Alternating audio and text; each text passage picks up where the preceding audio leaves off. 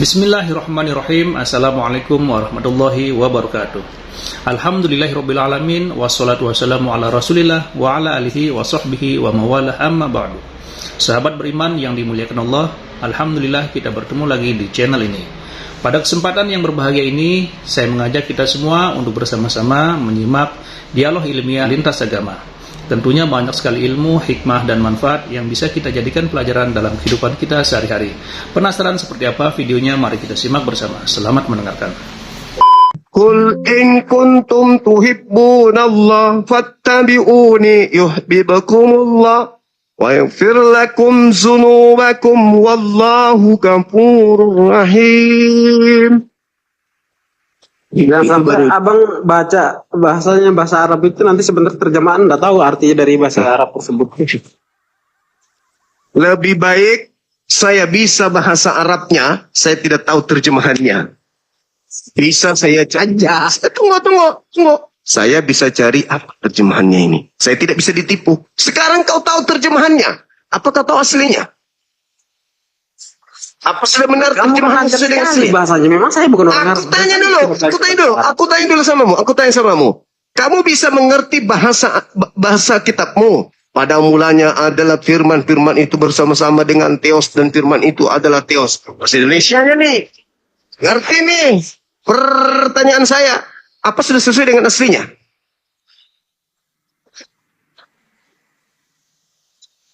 Saya mengerti tulisannya bahasa Arab. Bingung kau kan? Kau tidak tahu aslinya kitabmu. Apa bunyinya di aslinya, kau bingung kan? Kau bisa ditipu siapapun, iya kan? Kalau kami umat Islam, nggak bisa ditipu. Begitu kami baca ayat suci Quran, bisa kami tahu artinya. Apa arti dari ayat ini? Kami disediakan aslinya. Aslinya tinggal kami cari artinya. Lah kamu cuma artinya doang. Masih cari. Aslinya apa? Aslinya kau bisa temukan aslinya kitabmu. Nah, Aku kira kamu baca itu bisa pahami juga. enggak, aku tanya dulu. Kau cuma terjemahan. Tapi kau tidak tahu aslinya gimana. Apakah sudah sesuai dengan aslinya?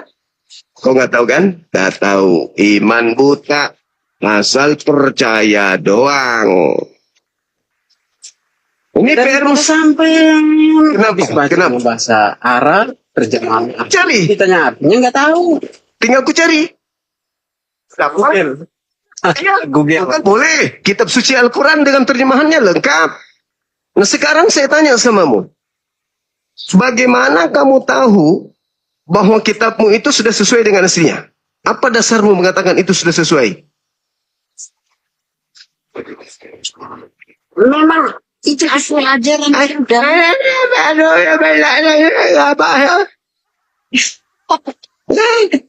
Tensi besok ya bang.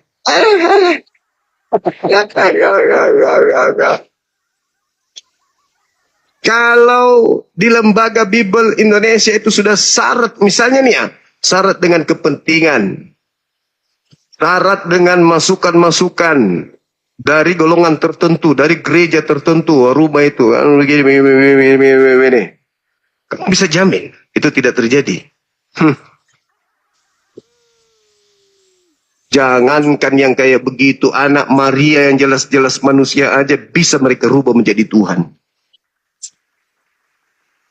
Dia Tuhan tiga dalam satu. Matamu Tuhan dari Hong Kong. Yesus pernah mengatakan, aku di dalam Bapakku, Bapakku di dalam aku. Pada saat dia berkata begitu, dia sebagai manusia atau sebagai Tuhan? Dia seutuhnya manusia, dia seutuhnya Tuhan. Yang kita pahami, Bagaimana ceritanya kau mengatakan sesuatu itu utuh, ternyata dia tidak utuh? ini yang kita berbeda bang. Dengar dulu. Seutuhnya Tuhan. Kalau seutuhnya Tuhan, apakah ada unsur lain pada dirinya? Unsur lain apa bang? Tentang unsur lain apa? Seutuhnya Tuhan Yesus itu kan? Iya. Kenapa dia bisa kemudian takut? Kenapa dia butuh makanan? Kenapa dia butuh tidur? Kalau dia seutuhnya Tuhan. Karena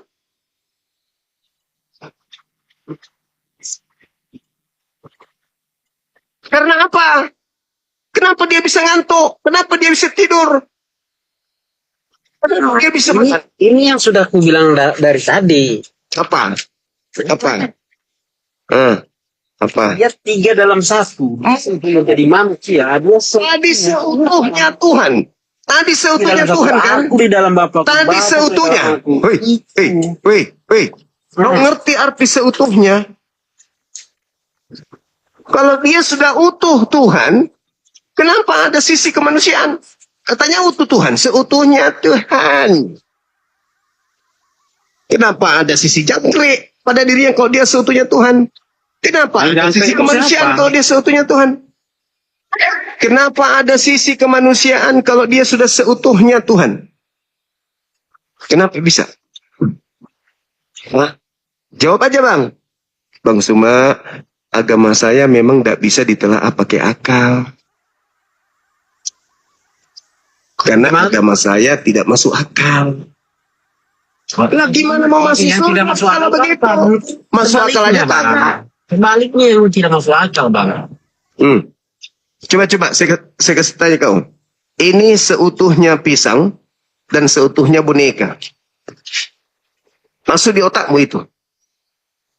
Halo saudara Charles, ini seutuhnya boneka lo dari karet. Itu boneka saya tidak bisa menyebut bahwa Tapi boneka. ini apalagi Tuhan ini aja gak bisa, apalagi Tuhan. Ini seutuhnya Tuhan. Ini seutuhnya boneka karet dan seutuhnya pisang. Masuk di otakmu enggak? Masuk di otakmu enggak ini? Ini konsepnya berbeda sudah. Kutanya dulu kau. Masuk di otakmu enggak? Ini seutuhnya boneka dan seutuhnya pisang. Masuk di otakmu enggak? Enggak kan? Saya tidak menyebut itu seutuhnya pisang, seutuhnya. Itu yang maksud Saya yang mengajari kau nih. Kau ajari kau sekarang doktrin pembodohan. Kau terima enggak? Hai saya saudaraku tidak Charles. mau. Saudaraku Charles. Tidak percaya dengan Saya enggak tanya kepercayaanmu. Saya tidak tanya kepercayaanmu. Saya mendoktrin kamu. Wahai saudaraku Charles, ini adalah boneka seutuhnya dan pisang seutuhnya. Harus kau percaya. Tidak boleh tidak. Tidak mungkin lah kalau saya mempercayai hal-hal yang seperti Anda maksud itu tidak mungkin. Apalagi saya, cupu. Ini aja seutuhnya manusia, seutuhnya pisang, seutuhnya boneka. Aku nggak percaya. Apalagi mulutmu. Dia mengatakan Yesus seutuhnya Tuhan, seutuhnya manusia. Kampret. Kalau saya kamu mau percaya atau tidak sih, saya tidak jadi mempermasalahkan. Begitu juga saya. Bukan masalah percaya atau tidak percaya. Ini masalah konyolnya sebuah agama yang cinta kepada kepalsuan. Ini saya katakan pisang. Palsu dong. Karena ini boneka. Anak Maria kok katakan Tuhan. Ya palsu dong. Karena dia manusia. Ini contoh doktrin. Saya ajari kamu. Ini adalah pisang seutuhnya dan boneka seutuhnya. EGP, kamu mau percaya ataupun tidak percaya, saya akan tetap berjalan pada jalanku. Aku mau dia ini pisang seutuhnya dan ini boneka. Kau akan memandang saya gila ini Bang Suma. Bagaimana saya yang memandang kau menganggap anak orang Tuhan seutuhnya dan manusia seutuhnya? Apa yang pas untuk saya katakan kepadamu kalau bukan lebih rendah dari binatang? Ulaika hum syarrul bariyah. Saya nih menganggap ini pisang aja kau tertawakan. Bagaimana saya mau lihat kau menganggap anak orang sebagai Tuhan seutuhnya? Iya dia dikaruniai dari Roh Kudus. Iya memang dia adalah pisang. Ayo. Itu menurut proses pemikiranmu. Itu menurut gilamu. Emang ada Yesus mengatakan? Emang ada Tuhan mengatakan? Emang Tuhannya Yahudi pernah mengatakan? Yesus ada seutuhnya Bapa, seutuhnya manusia. Pernah Yesus mengatakan begitu? Pernah Bapa mengatakan begitu? Yesus pernah berkata, aku di dalam Bapakku, Bapakku di dalam aku. Aku di dalam Bapakku, Bapakku di dalam aku. Apa itu konsep? Itulah ya konsepnya yang kamu tidak paham. Nah, sekarang kalau dia mengatakan aku di dalam Bapa, Bapa di dalam aku. Bisa nggak kau baca Yohanes 17 nomor 23, 21 23. 21 sampai 23, bisa nggak? Mau dibacakan sampai ujung manapun kalau Anda tidak paham. Jadi susah itu banyak. Anda itu sudah bikin beda konsep. Anda menipu diri Anda sendiri. Anda lebih suka kepada kepalsuan. Nah, yang suka kepalsuan kan kamu, bukan saya. Apa maksud Yesus? Aku di dalam Bapa, Bapa di dalam aku. Apa maksudnya? Ayo. Maksudnya dalam satu. Kok 3 dalam 1? Bapa dan Roh Kudus. Itu aja mungkin kau tidak paham. Kok 3 dalam 1 maksudnya apa? Apa maksudnya? Di mana Yesus mengatakan itu? Di mana Yesus mengajarkan 3 dalam 1? Yesus pernah mengajarkan itu? 3 dalam 1? Emang iya. Di mana Yesus pernah mengajarkan 3 dalam 1? Trisula. Di mana? Saya sudah bilang 1 kali berapa? Mungkin sudah 2 kali, 3 kali. Karena abang nanya ulang, jadi aduh. Di mana Yesus mengatakan tentang 3 dalam 1 itu di mana? Itu cuma kegilaan kau aja. Artinya apa? Bapa, Putra, dan Roh Kudus. Ada apa dengan itu? Ada apa? Ada apa? Ada yang sudah kita menjelaskan, kamu tidak paham. Jadi mau tanyakan ada apa-apanya lagi harus dipenjelaskan. Tidak juga. Apa yang kau jelaskan? Kau hanya mengatakan 1 dalam 3, 1 dalam 3, 1 dalam karung. Loh, berarti kamu nggak connect dari tadi aku bilang. Apa 1 dalam 3 itu? Tensi dulu kemungkinan abang dari tadi. Tensi apa 1 dalam 3 itu apa? 1 dalam karung atau apa? Dalam karungmu. Sekarang aku tanya sebamu. Ketika Yesus dibunuh oleh orang-orang Roma, Bapak dibunuh juga? Hah? Bapak dibunuh juga? Bapak Elohim dibunuh juga pada saat Yesus dibunuh? Yesus yang dibunuh itu Yesus. Katanya 1 dalam 3. Katanya 1 dalam 3. Aku di dalam Bapa. Aku di dalam Bapa. Bapa di dalam aku. Ketika aku dibunuh, Bapa yang ada dalam diri aku ikut mati. Makanya saya bilang konsep pemahaman kita ini berbeda, Bang. Makanya aku... Memang berbeda. Kenapa? Karena konsep agamamu itu tidak masuk. Lah, konsep agamamu aja tidak masuk akal. Makanya aku juga bingung. Coba tunjukkan kepada saya. Mana yang tidak masuk akal dalam agamaku? Nah, kalau kita mau tunjukkan ini mungkin terlalu banyak. Cuman saya ini nggak usah terlalu banyak. Nggak usah terlalu banyak. Secuilku jadikan obat kalau ada. Silakan. Yang tidak masuk akal ya. Di agamaku. Sekarang saya tanya begini, Bang. Tunjukkan dulu, jangan kau bertanya sama Beng. Alah, kalau saya kan tunjukkan agamamu yang aku tidak mengerti. Dengar, saya bertanggung jawab atas perkataan saya. Bahwa agamamu tidak masuk akal. Konsep ketuhanannya tidak masuk akal. Kitab sucinya nggak masuk akal. Semua tidak masuk akal. Surganya tidak masuk akal. Semua tidak masuk akal. Paulus tidak masuk akal. Semua ajaran kalau Anda minta secara mendetail saya berikan secara mendetail. Kalau agamamu itu tidak masuk akal. Itu menurutmu secara manusiawi? Bukan menurutku. Itu menurut ilmu pengetahuan. Nah, sekarang kau nuduh juga tuh agamaku tidak masuk akal. Berikan bukti agamaku tidak masuk akal. Secuil saja. Aku beli kalau ada. Tunjukkan. Nah gini nih. Mohon maaf nih sebelumnya. Ah iya, nggak apa-apa. Yang kita yang ini dulu yang kita lihat-lihat sekarang lah gitu kan. Apa itu? Sekarang. Ini mohon maaf nih, Bang. Enggak usah lebay. Tuhan aja kalian bunuh. Di situ yang saya bilang tidak masuk akal. Apa itu yang tidak masuk akal? Karena masuk ke pesantren pulangnya dihamili. Nah, apakah itu pantas? Makanya di situ sebenarnya masuk akal. Makanya saya bilang konsep itu yang tidak masuk akal dari situ. Kutanya dulu sama kamu. Kutanya dulu sama kamu. Hal-hal yang saya tidak itu kau tanya. Kutanya dulu samamu ya. Di dalam Bilangan 31 nomor 40, Yesus minta jatah anak kecil yang masih perawan 32 anak kecil. Tidak ada seperti itu, Bang. Itu mungkin hanya ngada-ngadanya kamu. Kau bisa baca Bibelmu? Tidak ada dalam Bibelku begitu. Tidak ada, itu hanya ngada-ngadanya kamu. Bilangan 31 nomor 40.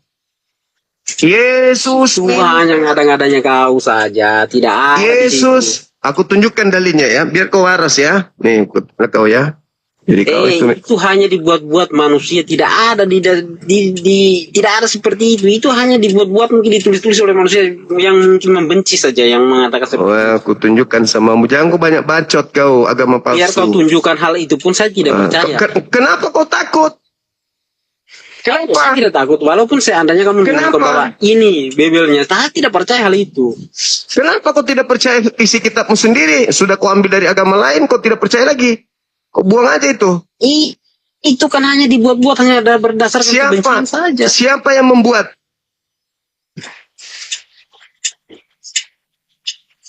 Mungkin manusia yang berdengki hati kepada. Kenapa? Makanya dia Kitabmu sendiri nih. Mungkin mengatakan seperti itu. Nih.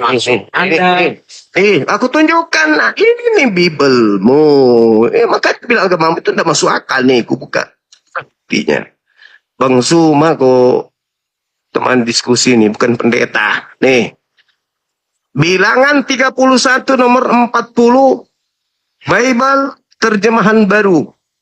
Dan orang-orang 16.000 orang. Jadi upahnya bagi Tuhan 32 orang. Ini ya, kita lihat. Nih. 32. Ini dan orang-orang ini maksudnya apa orang-orang di sini? Ini anak-anak gadis, anak-anak kecil. Dan bagi Yesus, tuh. Dan upetinya bagi Yesus 32 orang. Nah, apa yang dimaksud di situ? Kita lihat. Tunjukkan samamu ya, supaya kamu itu sehat. Jangan kau gila permanen beragama. Loh, abang yang gila permanen, tidak ada seperti itu di dalam konsep keagamaan kami seperti itu. Jadi yang tadi itu apa? Kitabnya siapa tadi? Itu hanya dibuat-buat dengan orang yang membenci Injil lain saja. Nah, kok dibuat-buat itu kitabmu kok? Nih. Tidak ada dalam kitab kue seperti itu. Tidak ada itu bohong itu. Bilangan 31. Saya tidak percaya dengan hal apa yang kamu tunjukkan. Itu tidak benar. Bilangan 31. Nomor 17 baca. Biar kau mau tunjukkan sampai di layar lebar manapun, saya tidak percaya karena itu tidak Maka benar. sekarang bunuhlah semua laki-laki di antara anak-anak mereka. Dan juga semua perempuan yang pernah bersetubuh dengan laki-laki. Haruslah kamu bunuh. Menurut ajaran Muhammad, kalau kami tidak ada seperti itu. Tetapi semua orang muda ini, gadis muda ini, anak muda ini, di antara perempuan haruslah, ini, yang belum pernah bersetubuh, berarti anak bayi kan, dengan laki-laki, harus kamu biarkan hidup untukmu, bagimu. Itu ajaranmu yang seperti itu, kalau ajaranku tidak seperti itu, Bang. Ini bilangan di Islam atau di Kristen ini, kitab ini? Itu hanya orang yang buat itu, tidak tahu siapa yang bikin kayak gitu tuh, itu hanya kedepan saja. Tapi ajaran itu sudah Ini. Terus, jadi dia katakan bunuhlah semua yang tidak perawan, tetapi semua yang masih perawan, ambillah untukmu, ambillah bagimu. Nomor 18-nya, ya kan ya? Nah, kita baca nih. Sampai tidak ada ajaran kami maksiat seperti itu, tidak ada. 40. Tidak ada seperti itu. Dan orang-orang 16.000 orang, jadi upetinya bagi Yesus. Upetinya bagi Yesus, nih kita tunjukkan ya. Nih, baca baik-baik. Nih. Upetinya bagi Yesus. Baca.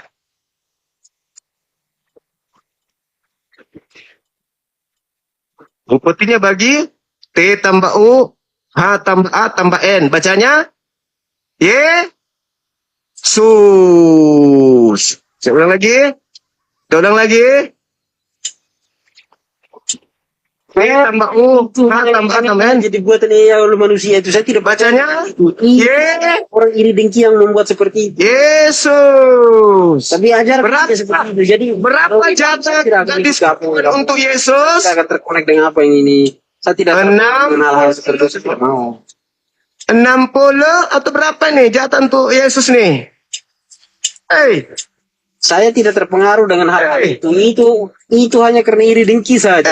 Makanya dibuat-buat kayak Dan orang-orang 16.000 orang jadi petinya bagi Yesus. Allah itu barangkali ajaran. Upetinya bagi Yesus. Upetinya bagi Yesus sama dengan 32 orang sama. Jangan pembaca perawan di surga itu, itu namanya. Itu baca. Oh baca tadi tuh.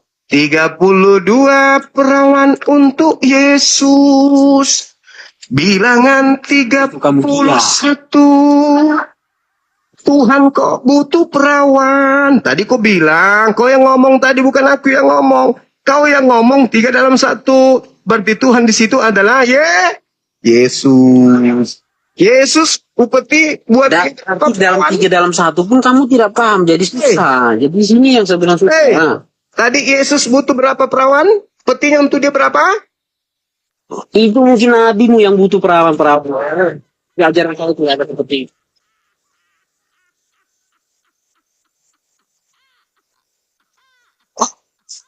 Tuhan butuh perawan. Tidak seperti itu. Tidak seperti itu, Abang. Tidak seperti ajaranmu. Mohon maaf.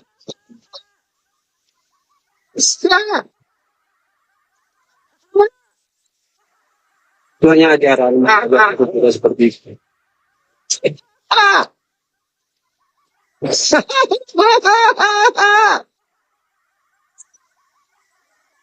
Yesus butuh perawan.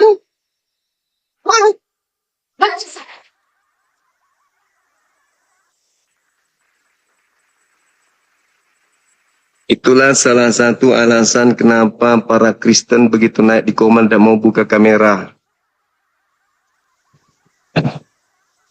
Takut dipermalukan oleh kitabnya sendiri. Itu bukan kitabku. Itu orang lain punya. Saya tidak suka. Itu bukan kitabku. Itu dibuat-buat. Itu bukan punya Kristen. Ini memang bukan punyamu. Itu kitabnya Yahudi. Berasa aja lo. Dan itu juga bukan Yesus kok. Kamu yang menganggap Tuhanmu adalah Tuhannya Yahudi 3 dalam 1.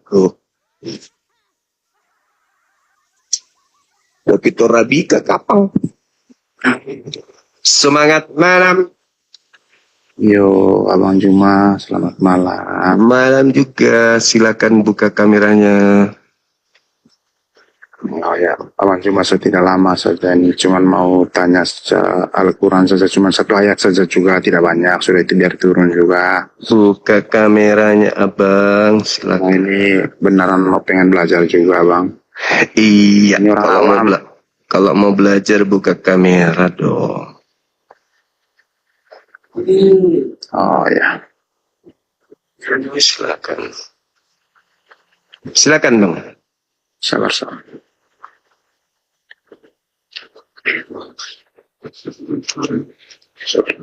Sabar ya. Sabar Abangku. Sabar. Saya ini cuma belajar beneran ini Abang Juma.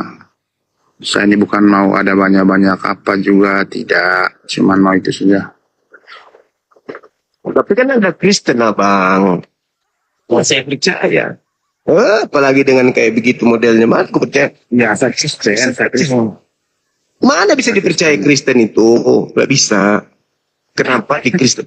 Kristen itu diajarkan mengelabui. Diajarkan berpura-pura. Cuman mau tanya saja. Iya, makanya Itu saja tidak banyak juga.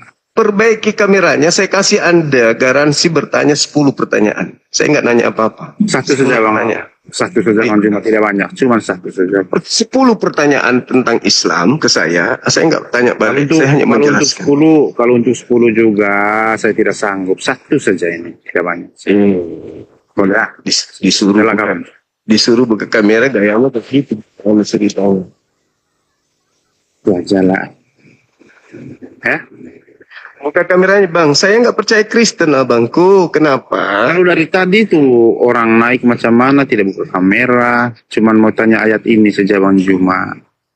Bung, dengarkan Ya. Bang.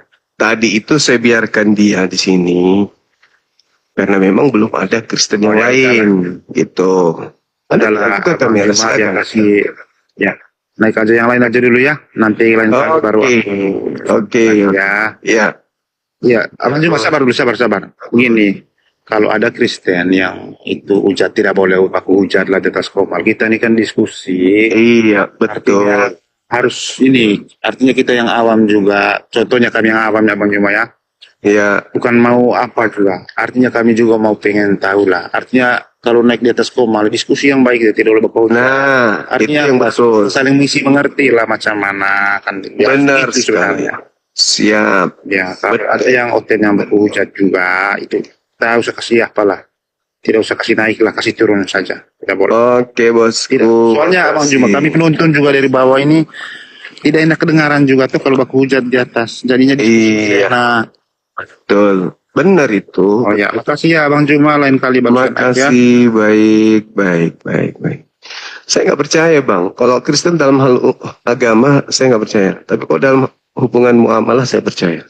Tapi kalau dari aspek keagamaan, mau Anda menangis darah pun saya tidak percaya. Karena memang di dalam agama saudara disuruh meneladani Paulus. Anda baca 1 Korintus 9 tuh. Parah itu. Paulus menjadi semua dalam semua. Coba. Ngeri kan? Tujuannya apa? Dia menyamakan dirinya dengan apapun untuk mendapatkan banyak pengikut. Coba baca Filipi 1:18. Kristus diberitakan dengan maksud mengelabui, dengan maksud berpura-pura, dengan maksud dengan semangat palsu, kropasis dalam bahasa Yunani. Atau dengan cara jujur, Paulus tetap bersuka cita. Jadi gimana cerita yang mau dipercaya? Tujuan kalian mungkin bagus, benar-benar mungkin Anda ini jujur ingin belajar, tapi karena Anda menggunakan pakaian Kristen pengikut Paulus ya, saya nggak mungkin percaya gitu. Nggak mungkin aku percaya. Karena Anda datang sebagai pengikut Paulus.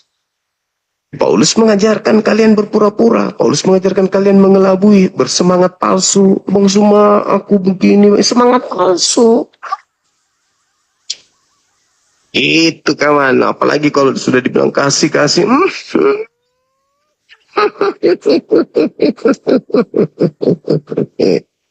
Sesuatu yang sudah tidak masuk akal bagi Bang Sukma itu. Nyambung banget. Bara api kok dibilang dingin. Itu nyambung. Kami ajaran kasih. Tapi mereknya apa? Pengikut Paulus.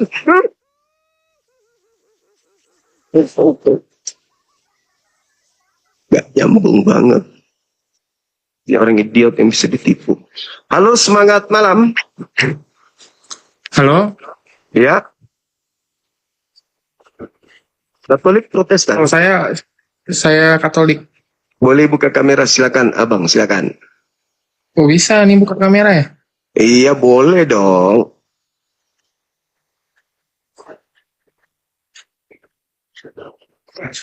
Pengikutnya sedikit mulu nih. Iya, nggak bisa, pengikutnya cuma 2 orang. Iya, yaudahlah turun aja lah nih. Oke, Bang. Apa Oke. gimana nih? Nanti kalau udah pengikutnya udah banyak, Bang, baru naik ke sini biar bisa buka kamera. Oke? Semangat malam. Bohahuro. Bohahuro. Bohahuro. Apa itu, Bang? Surimbang. Si Rimbang mengaku bohahuro. Oke, semangat malam. Katolik Protestan. Halo? Agama Agamanya apa ini? Saudara Sibiring. Allah Subhanahu wa Ta'ala. Allah subhanahu wa ta'ala. Pasti Kristen. Pasti Kristen. Pasti Kristen. Saya pastikan Kristen. Kalau Anda memang kita debat secara terbuka di dunia nyata, bagaimana? Boleh. Ayo, Kita bikin Satya. boleh. Undang sama pejabat negara. Boleh. Sekarang aja buka kamera, habis itu kita tentukan waktunya kapan. Kebetulan saya ada rencana ke Jakarta. Boleh. Tepuk tangan dulu. Buka kamera sebagai wujud Anda serius. Anda yang tentukan tema, tentukan waktu, tempat di mana dan semuanya. Saya hadir tanpa membawa data-data. Tangan kosong, silakan. Buka kamera, kita jadwalkan, susun panitia, ikutkan anak-anak saya juga 2 atau 3 orang jadi panitia. Silakan. Wah, ini bagus ini. Buka dulu topeng itu, buka dulu. Ujung-ujungnya bukan. Saudara Rostok Energi, terima kasih. Udah kok pret? Kau yang pret, kau nantang, tapi kau ujungnya buka dulu itu maskermu. Jangan ketantang umat Islam begitu, jangan. Malu nanti kau. Jangan kau tantang umat Islam. Udah ilmu apa kau mau hadapi kami, ilmu apa? Kau ngerti Bibelmu aja tidak? Jelas-jelas Yesus manusia aja kau bilang Tuhan. Gimana mau menghadapi kami?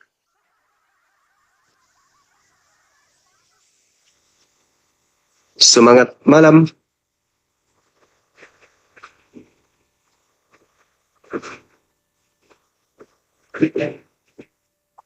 Selamat malam Bang Juma.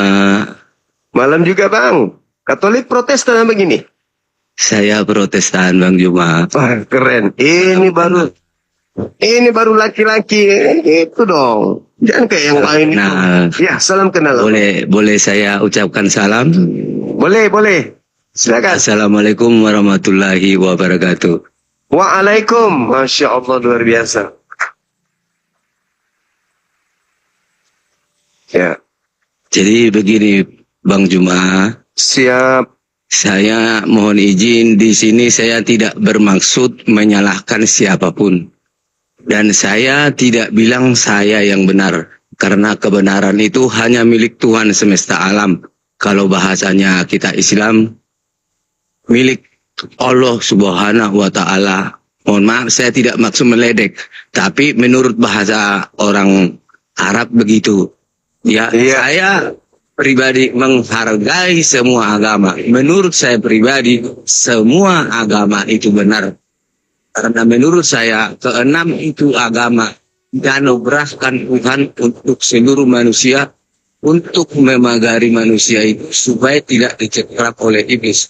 Oke lah, saya agama Kristen. Kalian menghina agama saya terima kasih. Karena saya mengasihi. Saya tidak pernah membenci siapapun. Karena semua kitab, semua keenam agama itu tujuannya atau goalnya adalah mengasihi sesama manusia dan mengasihi Tuhan. Makanya kalau kita dengarkan statement almarhum Gus Dur, orang yang menghina agama orang lain itu berarti menghina agamanya sendiri.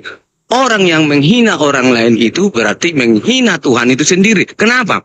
Karena semua manusia, 8 miliar manusia di seluruh bumi ini, itu semua milik Tuhan. Dan semua roh yang ada pada manusia itu adalah berasal dari satu sumber, yaitu dari Tuhan. Kita semua saudara. Tergantung, kalau Bapak agamanya begitu silakan, agama kami begini silakan. Saya tidak pernah menyalahkan agama siapapun. Dan saya tidak bilang saya yang benar. Karena kebenaran itu hanya milik Allah subhanahu wa ta'ala. Takbir Allahu Akbar. Takbir Allahu Akbar. Takbir Allahu Akbar. Itu saya menghargai, bukan meledek Pak Junggaya. Karena saya menganggap agama itu semua benar. Saya tidak pernah menyalahkan agama siapapun. Karena saya mengasihi semua orang. Karena semua orang ini milik Tuhan. Dan semua rohnya itu berasal dari satu sumber. Begitu Pak Juma. Terima kasih. Oke. Luar biasa ya. Luar biasa. Bagus.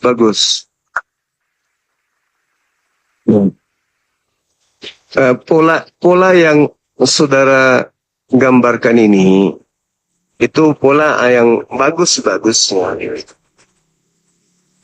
Tapi kalau dalam pandangan Islam, itu artinya kita ingkar terhadap keberadaan kejahatan, sisi kejahatan yang ada. Memang kita ini ciptaan Tuhan. Roh yang ada pada diri kita ini adalah roh yang berasal dari Tuhan. Tetapi di dunia ini ada musuh kita yang namanya iblis. Nah, musuh kita yang namanya iblis ini itu tidak akan senang melihat kita selamat. Maka yang perlu dipahami adalah bahwa iblis tidak akan mungkin menampakkan diri langsung dalam wujud yang asli kepada kita. Karena mereka tidak punya daya. Maka iblis menggunakan manusia sebagai perpanjangan tangannya untuk menyesatkan manusia yang lain. Itu harus diakui itu. Jadi tidak semua manusia itu baik. Tidak semua agama itu juga benar. Karena ada agama yang ditumpangi iblis untuk menyesatkan manusia masuk ke dalam neraka. Itu. Memang Tuhan kita satu. Benar itu. Tetapi Tuhan menciptakan kita manusia untuk mengisi bumi ini dengan Tuhan memperingatkan waspadalah di bumi, karena di bumi itu ada penguasanya namanya iblis yang akan menyeret engkau ke dalam neraka. Jadi kita tidak memandang semuanya itu dalam pandangan positif atau pandangan negatif, tidak. Sama seperti ini, Bang. Saya mengatakan bahwa agama Kristen itu adalah agama yang suka kepada kepalsuan. Nah, jangan dianggap itu adalah sebuah hinaan. Jangan dianggap itu adalah sebuah celaan. Tapi coba, kalau kita merasa kita berasal dari Tuhan yang sama, kebenaran itu mutlak kebenaran, maka yang perlu dipahami di sini, apa yang menyebabkan Bang Suma mengatakan bahwa agama Kristen itu suka kepada kepalsuan? Ya, diteliti, ditelaah. Apakah itu sesuai dengan fakta atau tidak? Kalau sesuai dengan fakta, berarti itu sama halnya saya mengatakan ini adalah warna hitam bercampur putih. Berarti tidak perlu kita mengatakan, wah Anda menghina. Tidak perlu Anda mengatakan saya menghina, karena saya berbicara sesuai dengan fakta. Ketika saya mengatakan kotoran itu bau, itu bukan menghina. Merah itu merah, hitam itu hitam, itu bukan menghina. Tapi saya mengatakan sesuatu sesuai dengan kadarnya. Contoh, saya mengatakan cinta kepada kepalsuan. Udah jelas-jelas Yesus manusia. Dibilang Tuhan. Otak mana yang mau ditipu coba? Kalau bukan karena doktrin doang. Kan begitu. Jadi kalau dikatakan ini adalah sendal, itu adalah kebodohan.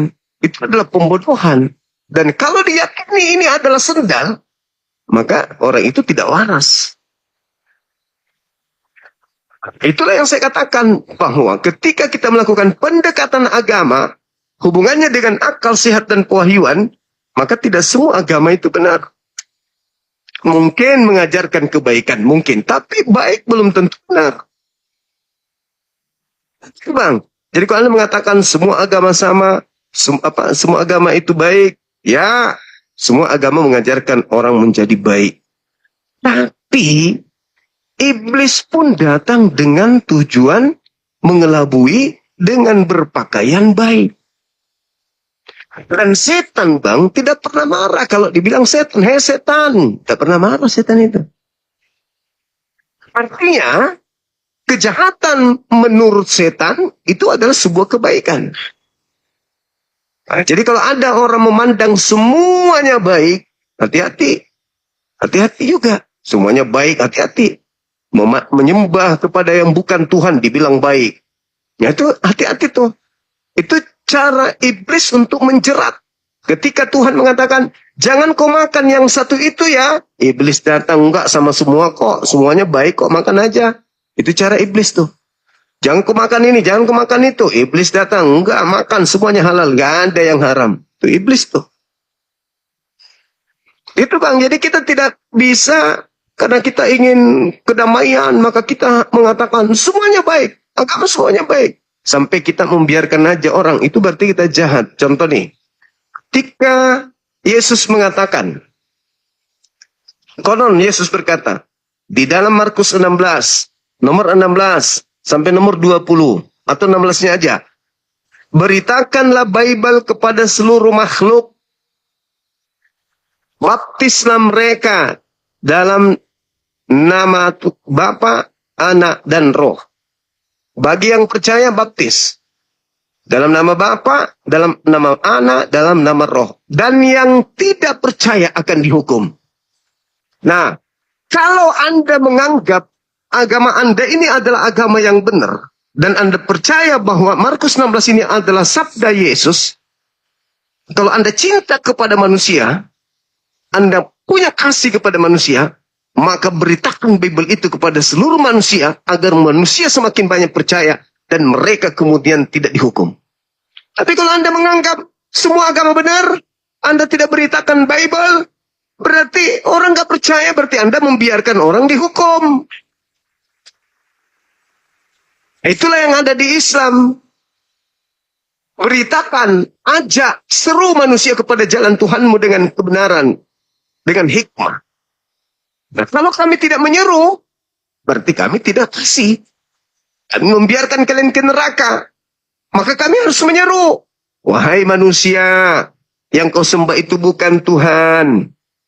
Apa alasannya? Ini 1, 2, 3, 4, dan seterusnya. Nah, Kristen juga begitu. Diajarkan untuk menyampaikan Bible kepada seluruh manusia. Kalau tidak, mereka yang percaya akan dibaptis, yang tidak percaya akan dihukum.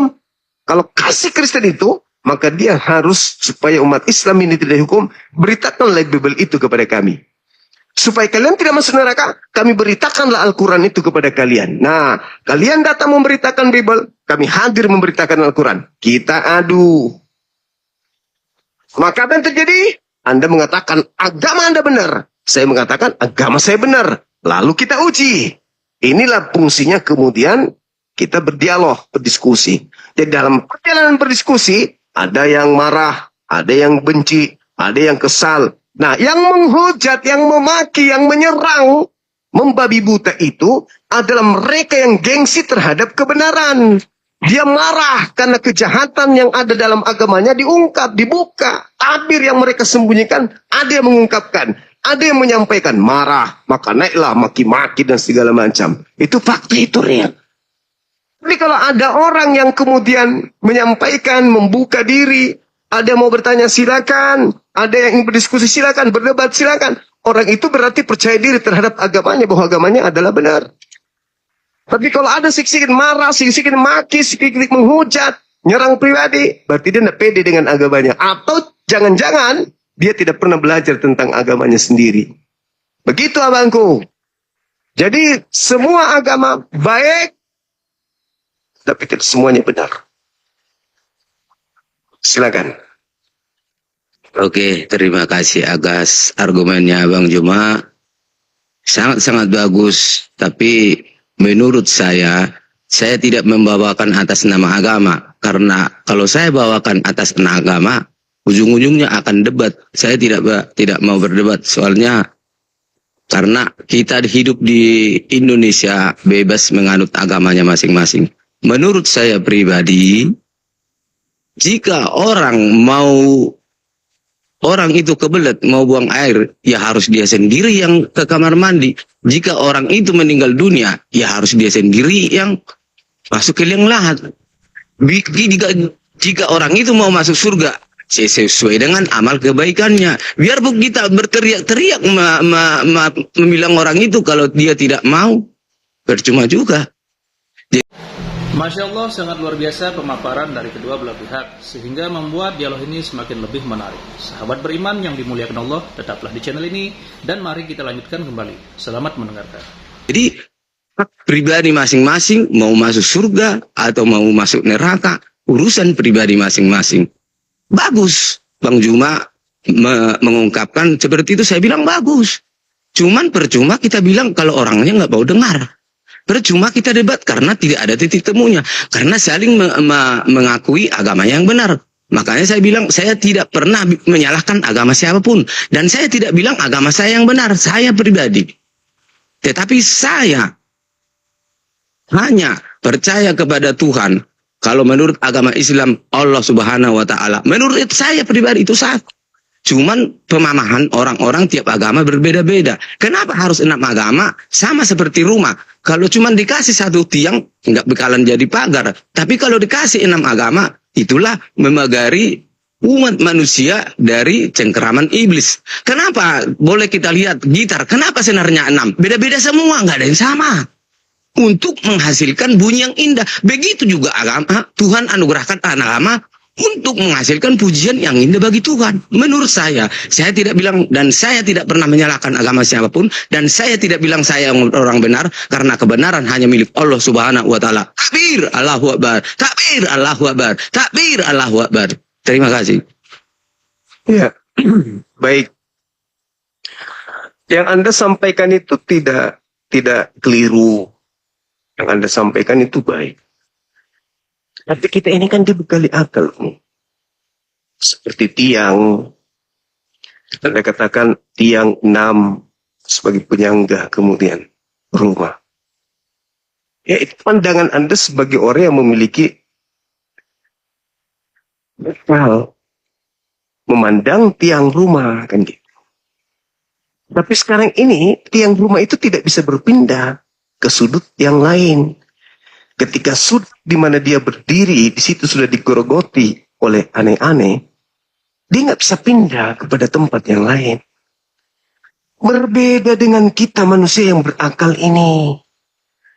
Ketika kita tahu bahwa kita berdiri di tempat yang tidak benar, kita harus berpindah dari sana mencari tempat atau kubu yang benar. Jangan mati di dalam ketidakbenaran. Makanya ketika Anda mengatakan agama saudara benar, saya juga mengatakan agama saya benar. Lalu apa yang benar-benar benar? Dari antara agama ini, kita berbicara mengenai perspektif agama. Maka yang harus kita lihat di sini, tolak ukurnya adalah akal. Mana di antara 2 agama ini yang akalnya kena, mana yang cuman akal-akalan doang?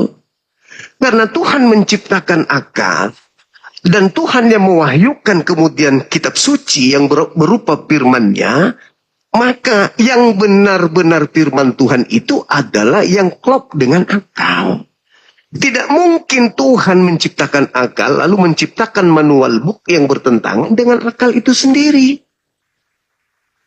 Maka ketika ada kitab suci yang bertentangan dengan akal kita, sampai kita harus mengatakan Tuhan itu tidak bisa diakal-akali. Kita tidak bisa menyelami Tuhan. Kau tidak paham karena kau tidak punya Roh Kudus. Artinya kita sedang menutupi kelemahan kitab kita, agama kita dengan ungkapan-ungkapan seperti itu. Kenapa? Karena sudah tidak masuk akal. Sehingga kita harus mengatakan, kamu tidak mengerti. Yesus itu Tuhan. Karena kau tidak punya Roh Kudus. Itu adalah orang-orang kepepet. Orang-orang yang sudah tak berdaya. Orang-orang yang sudah tak bisa kemudian mengajarkan sisi kebenaran dari agamanya. Sehingga dia mengatakan, kau tidak punya Roh Kudus. Makanya kau tidak paham. Kau tidak diilhami oleh Roh Kudus. Makanya kau tidak paham. Bukan tidak diilhami. Memang agamamu irasional. Tidak masuk akal. Mau kayak mana? Mana masuk akal? Tuhan turun ke bumi jadi bayi. Oh, kamu tidak bisa. Kamu jangan membatasi Tuhan. Ente yang membatasi Tuhan menjadi bayi. Setelah jadi bayi, dia nggak bisa ngapa-ngapain. Kami nggak membuat Tuhan menjadi bayi. Kami tidak memahami, mengimani Tuhan jadi bayi. Sehingga kami tidak membatasi Tuhan. Ya ente yang membatasi Tuhan, kok kami yang dituduh. Oh, kamu yang membatasi Bang Suma. Karena kau mengatakan Tuhan tidak bisa jadi manusia. Loh. Dengan dia menjadi manusia, Anda telah mengurung Tuhan dalam unsur kemanusiaan. Anda yang mengurungnya. Sehingga dia ngantuk, dia tidur, dia lapar, dia ketakutan. Coba Anda tidak mengurung Tuhan itu menjadi manusia. Bagaimana caranya? Kamu yakini Tuhan Maha Pencipta menciptakan manusia lahir tanpa ayah. Bukan Anda mengurung Tuhan, bukan Anda membatasi Tuhan. Justru Anda mendudukkan Tuhan pada porsinya. Jadi ketika ada yang turun ke bumi menjadi bayi lahir tanpa ayah, itu bukan Tuhan, tetapi utusan Tuhan yang diberi kemudian kepada Bani Israel sebagai pembawa kabar gembira untuk mereka. Itu tidak membatasi Tuhan jadinya. Tapi kalau Anda mengatakan Tuhan turun menjadi bayi, kau yang membatasi Tuhan itu sendiri, bukan aku. Kenapa kau batasi Tuhanmu? Tuhan itu tidak terbatas oleh ruang dan waktu. Tapi dia menjadi daging. Itu makanya kau batasi. Harusnya Tuhan Maha Mencipta. Apa susahnya bagi Tuhan menciptakan setetes air mani. Lalu diletakkan kemudian air mani itu di rahim Maria.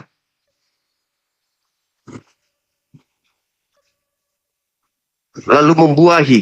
Menjadi janin, embrio, bayi, lahir menjadi anak.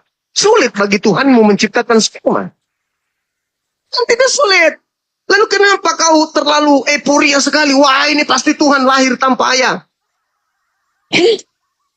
Berat rupanya Tuhan menciptakan sperma satu tetes. Sedangkan samudra sepanjang matamu melihat Tuhan menciptakan air begitu banyak.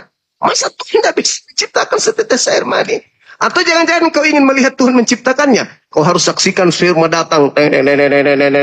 Oh, sperma melintas dari langit. Turun, belok dia sedikit ke Makassar. Habis itu muter lagi sperma itu. Pergi ke Jakarta. Oh, spermanya melayang ke Bogor. Lalu kemudian ke Golgota. Masuk ke Yerusalem. Masuk ke rahim Maria. Gitu maksudmu? Oh, enggak dong. Tuhan menciptakan apapun yang Tuhan kehendaki. Tidak ada yang mustahil bagi Tuhan ketika Tuhan ingin menciptakan. Dengan menciptakan kun, jadilah kau sperma, masuklah ke dalam rahimnya Maria, ketepak, hamil. Biiznillah, dengan izin Allah. Gak ada yang tidak. Oh, ini malah, ini tidak ada bapaknya. Tuhan dia. Aduh, gimana agama kok begini kali. Nah, jadi sekira begitu, Bung. Sekali saya katakan bahwa agama yang benar pasti selaras dengan akal. Kitab suci yang benar pasti selaras dengan akal. Tuhan yang benar pasti selaras dengan akal. Jadi kalau ada sesuatu yang bertentangan dengan akal, yakin dan percaya, itu semuanya hanya akal-akalan. Silakan. Oke, terima kasih Bang Juma. Sangat luar biasa. Cuman yang saya bilang tadi, keyakinan dan kepercayaan yang dipaksakan jadi kebenaran akan menimbulkan keonaran. Makanya di dalam kita bernegara Indonesia bebas menganut agamanya masing-masing dan ditegakkan untuk kerukunan beragama. Jika Bang Juma percaya agama A, silakan. Saya percaya agama B, silakan. Hak pribadi masing-masing. Saya tidak pernah menyalahkan agama siapapun, dan saya tidak bilang saya yang benar, karena kebenaran hanya milik Allah Subhanahu wa Ta'ala. Jika orang itu benar-benar beragama dan benar-benar mengenal Tuhan, dia tidak akan pernah menyalahkan agama orang lain. Dia tidak akan pernah menghina agama orang lain. Karena apa? Di saat orang itu hatinya bersih, tidak ada iri hati, kesombongan, akar pahit, dan hal-hal negatif lainnya, di saat itulah roh manusia itu terhubung dengan Tuhan. Dia akan mengenal Tuhan dan Tuhan akan mengenal dia. Terima kasih. Oke, baik. Saya teringat bagaimana Bible menceritakan Yesus mengobrak-abrik kemudian meja pedagang di depan rumah bait suci. Dan saya teringat ungkapan Yesus yang memaki-maki orang-orang Yahudi. Celakalah engkau wahai ular-ular, wahai ular beludak. Dan saya ingat lagi bacaan saya di dalam kitab Matius 7 ketika Yesus melarang murid-muridnya dengan berkata, jangan kau berikan mutiara kepada babi dan jangan kau lemparkan kemudian barang kudus kepada anjing. Artinya, Yesus memberikan contoh. Kepada babi katakan babi, kepada anjing katakan anjing. Jangan kau biarkan manusia berlaku seperti anjing sehingga kamu masuk ke dalam neraka. Sebab kamu punya kemampuan untuk menyadarkan bahwa orang itu, kau bukan anjing, tapi kamu tidak melakukan. Jadi Bung, ketika kita berbicara kebenaran, Kebenaran itu mutlak harus kita lakukan. Dan saya salut sama abang. Saya salut. Abang orang baik.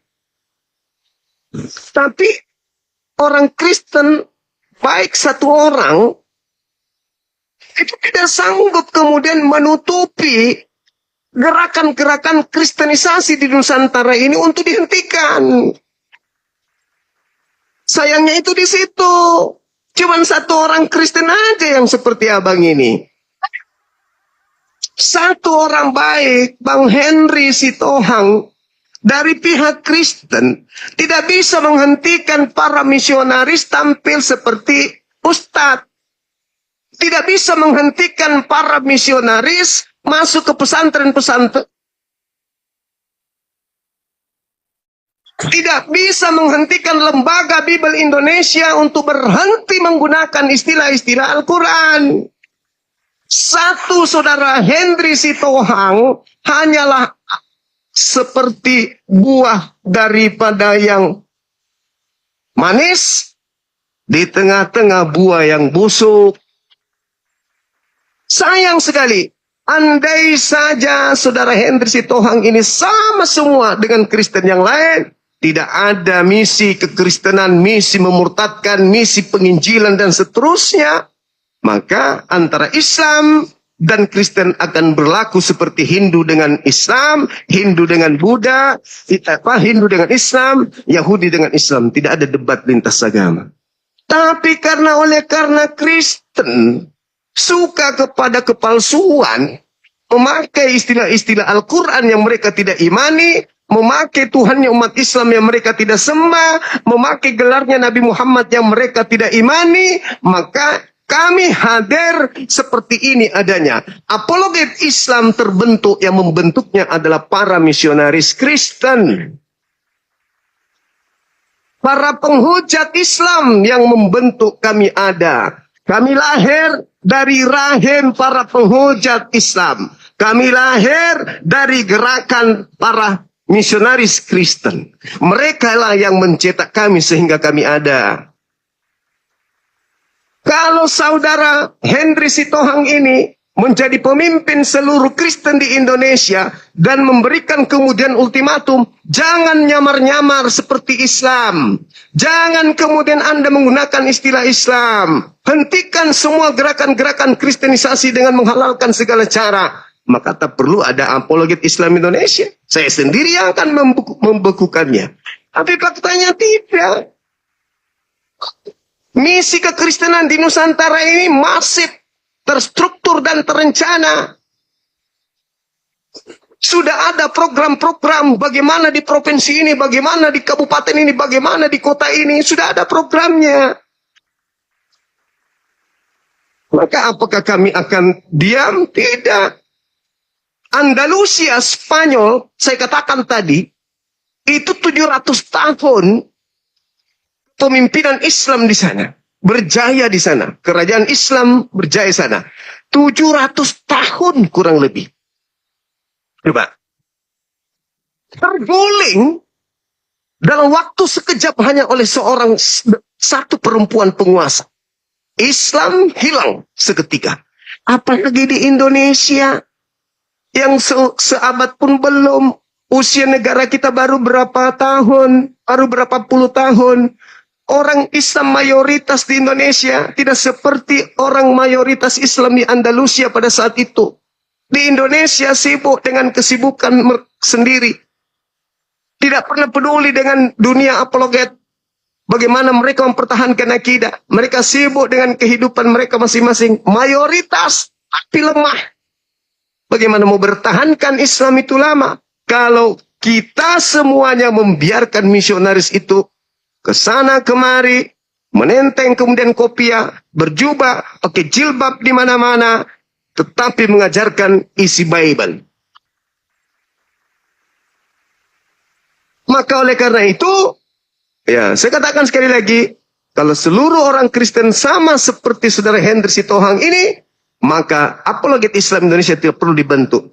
Akan tetapi satu saudara kita Henry Sitohang tidak bisa menutupi beribu-ribu misionaris yang siang malam berpikir bagaimana bisa menjadikan Kristen sebagai agama mayoritas di Indonesia, minimal 50-50 dengan Islam.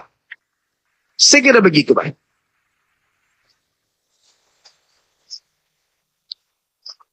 Luar biasa wawasan Bang Juma ya. Jadi menurut naluri saya, iblis yang menyamar, dia akan mengadu domba agama. Setiap agama ujungnya ke depannya akan dihapuskan oleh iblis, dan iblislah yang akan menguasai dunia. Itulah naluri saya. Jadi iblis akan menyamar baik di agama B, mau di agama A, mau di agama C, agama D, untuk mengadu domba agama supaya agama ini terhapus oleh iblis. Itulah yang akan terjadi masa depan, dan dunia ini akan dikuasai oleh iblis yang anti Tuhan, yang anti Allah Subhanahu wa Ta'ala, yang anti pencipta alam dan bumi. Itulah iblis yang akan datang menguasai dunia. Terima kasih Pak Juma, saya mohon izin, saya tidak pernah menyalahkan siapapun, dan saya tidak bilang saya yang benar. Assalamualaikum warahmatullahi wabarakatuh. Selamat malam. Waalaikum. Bagus. Paparan abang kita ini yang terakhir. Bagus, Bang. Tapi jangan lupa, saya sudah sering mengatakan bahwa iblis itu tidak puas kalau orang itu hanya berzina. Iblis tidak akan puas ketika orang itu cuma mencuri. Iblis tidak akan puas ketika orang itu hanya melakukan maksiat-maksiat. Kenapa? Karena maksiat-maksiat seperti itu dengan mudah diampuni oleh Allah, oleh Tuhan. Iblis tidak puas. Ada orang berzina, ada orang mencuri, mati. Setelah melakukan penebusan dengan api neraka, sesurga. Iblis rugi. Iblis rugi. Dikasih umur panjang, masa cuma segitu doang? Masa cuma berzina doang? Maka iblis menjadikan misi terakhirnya adalah membuat manusia meski tidak berzina, meski tidak mencuri, meski tidak melakukan seluruh dosa yang lain, yang penting satu manusia lakukan. Apa itu? Menyembah kepada sesamanya ciptaan. Karena dengan menyembah kepada selain daripada Allah, dia akan menjadi temannya di neraka kekal bersamanya. Maka misi iblis itu tidak mungkin di Islam jadi tumpangan. Karena di Islam, sesempurna apapun manusia yang bergelar Rasulullah bernama Nabi Muhammad, tidak ada di antara pengikutnya menuhankan dirinya. Jadi Islam bukan menjadi kendaraan iblis. Cari di mana di luar Islam yang mengajarkan pengikutnya menyembah kepada ciptaan, alias makhluk, alias utusan Tuhan. Menyembah selain daripada Tuhan. Itulah tempat iblis bersarang. Semua dosa bisa diampuni oleh Allah. Satu yang tidak diampuni, menyembah selain daripada Allah. Jadi bagaimana mungkin iblis masuk ke Islam, menyesatkan, kemudian menjadikan Islam sebagai kendaraan? Suruh orang-orang itu sholat, suruh orang-orang itu puasa, suruh orang itu jangan berzina, jangan. Bagaimana iblis mau mengatakan begitu di Islam? Tapi kalau iblis punya karakteristik, itu udah jelas tuh. Sudah dicontohkan dari Adam, dari Ganbi Eden, dari surga. Selalu menghalalkan apa yang diharamkan Tuhan. Selalu melawan apa yang diperintahkan Tuhan. Selalu menghapuskan apa yang menjadi titah Tuhan. Ketika Tuhan mengatakan, jangan ada ilah lain di hadapanku, bikin ilah baru. Jadi, ketika iblis itu ingin menjadikan Islam sebagai kendaraan, apa? Tapi Islam mau ngapain iblisnya? Nggak bisa. Islam nggak bisa iblis jadikan sebagai kendaraan. Kenapa? Karena di Islam, orang diajak untuk tunduk kepada Rabbus samawati wal ard. Jadi kalau umat Islam melakukan maksiat, ya sebatas neraka sebagai tempat pencuci, bukan tempat tinggal. Kenapa? Mereka tidak menduakan pencipta langit dan bumi. Sifatnya sementara berarti di sana, ya. Tapi kalau ada yang mati menyembah selain daripada yang maha suci, yang maha tinggi, mau sebaik apapun hidupnya, mau seperti apapun keadaannya di bumi, mau mulutnya robek sampai kuping mengatakan dia kasih, kekal di neraka. Catat itu. Makanya setelah tema ini, saya akan mengangkat sebuah tema yang saya sudah rancang kemarin. Islam atau Kristen yang menjadi kendaraan setan. Tuh. Ya karena tidak mungkin iblis itu mengajarkan Islam di waktu yang sama mengajarkan Kristen. Itu nggak mungkin. Pasti ada salah satu dari dua agama ini yang menjadi kendaraan iblis. Itu harus kita imani dan harus kita percayai. Nah, seperti itu teman-temanku. Jadi kalau ada orang mengatakan semua agama sama, hati-hati. Itu sama seperti iblis yang datang ke Hawa Adam. Semua makanan sama. Makan. Jangan ada yang haram, jangan ada yang haram. Semua sama. Tapi aku tidak makan yang enggak, semua makanan sama. Hati-hati, itu karakter setan. Karakter iblis. Semua agama sama, karakter setan. Semua makanan halal, setan. Hati-hati. Hati-hati. Makanya apologet Islam Indonesia harus tetap hidup sampai kiamat. Nggak boleh mati. Harus ada regenerasi. Makanya dukung apologet Islam Indonesia supaya tetap berdiri. Ingat, jangan bangga dengan mayoritas. Bagaimana Andalusia, bagaimana Spanyol. 700 tahun kurang lebih memimpin. Kerajaan Islam begitu kuat di sana. Hancur lebur. Hancur sehancur-hancurnya. Kenapa? Karena tidak ada apologetnya dari Islam. Di Indonesia jangan bangga. Indonesia negara maju, Indonesia negara berkembang. Konsentrasi barat ke Indonesia. Penduduknya mayoritas Islam. Penguasa di luar sana non-Islam. Islam jadi sasaran empuk. Indonesia masyarakatnya tidak terlalu mendalami agamanya sendiri. Mereka banyak, tapi sebagian aja yang kemudian fanatik terhadap Islam. Begitu anaknya tamat SD, masuk sekolah umum. Begitu masuk SMP, masuk. Masih jarang yang peduli anaknya untuk masuk pesantren, penghafal Quran, dan seterusnya. Jarang. Mereka lebih suka kalau anaknya itu memilih ilmu-ilmu yang sifatnya duniawiyah. Nah, untuk itu, mudah dirongrong. Ekonomi mereka sudah kuasai. Politik mereka sudah kuasai. Semua mereka sudah kuasai. Dengan mudah. Aturan-aturan kebijakan berubah dan berubah. Ingat saudaraku, ada ribuan masjid di Andalusia dirubah menjadi gereja pada masa itu.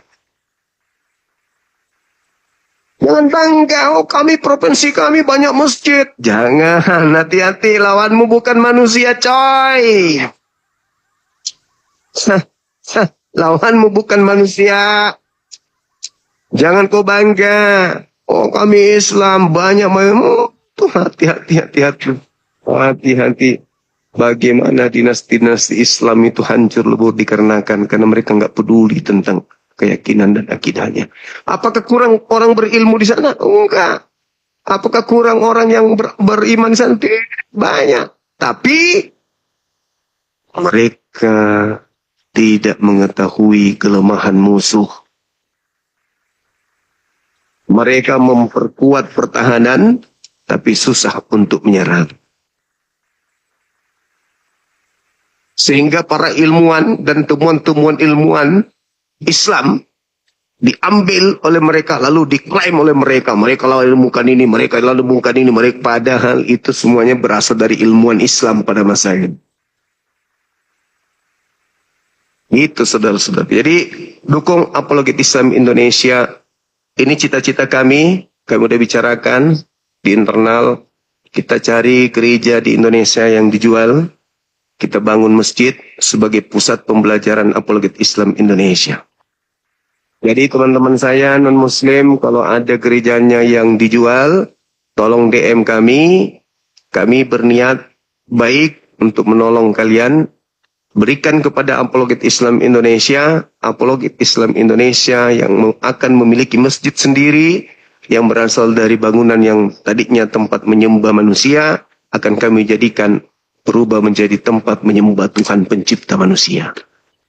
Jadi teman-teman dimanapun berada, kalau di wilayahnya, di kotanya ada gereja yang dijual, tolong informasikan kepada apologet Islam Indonesia. Kami akan membantu pihak penjualnya untuk kami beli, dan kita akan membuat tempat kajian tentang apologetika yang besar di sana.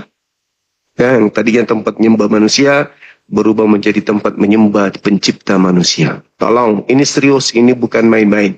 Saya sudah instruksikan ke pusat, tolong cari dimanapun berada yang kira-kira pas untuk kita buat di sana. Markas besar apologet Islam Indonesia, cari di mana itu. Kalau strategis, segera kita upayakan untuk kita selesaikan dengan pihak si pemilik tempat sembahyang. Kita rubah menjadi masjid sebagai rumah ibadah menyembah kepada pencipta manusia. Saya kira begitu teman-teman sekalian, untuk menjadi perhatian. Kalau ada nanti tolong sampaikan kepada tim kita apologet Islam Indonesia. Alhamdulillahirrabbilalamin. Demikianlah dialog ilmiah lintas agama. Tentunya banyak sekali ilmu, hikmah, dan manfaat yang bisa kita jadikan pelajaran dalam kehidupan kita sehari-hari. Sahabat beriman yang dimuliakan Allah, terima kasih banyak sudah menyimak video ini sampai selesai. Doa dan harapan saya semoga sahabat semua selalu diberikan kesehatan, dimudahkan segala urusannya, dan dilancarkan rezekinya. Amin ya rabbal alamin. Demikian yang dapat saya bagikan, kurang lebihnya mohon maaf. Sampai bertemu lagi di video berikutnya. Wabillahi taufiq wal hidayah. Wassalamualaikum warahmatullahi wabarakatuh. Setelah kita mendengarkan bersama dialog lintas agama yang sangat menarik, sekarang mari kita lanjutkan aktivitas kita masing-masing. Semoga kita bisa mengambil ilmu, hikmah, dan manfaat dari dialog tersebut. Buat sahabat semua, saya ucapkan terima kasih banyak, selamat beraktivitas, dan sukses selalu. Tetap jaga persatuan, dan sampai bertemu lagi di video berikutnya. Wassalamualaikum warahmatullahi wabarakatuh.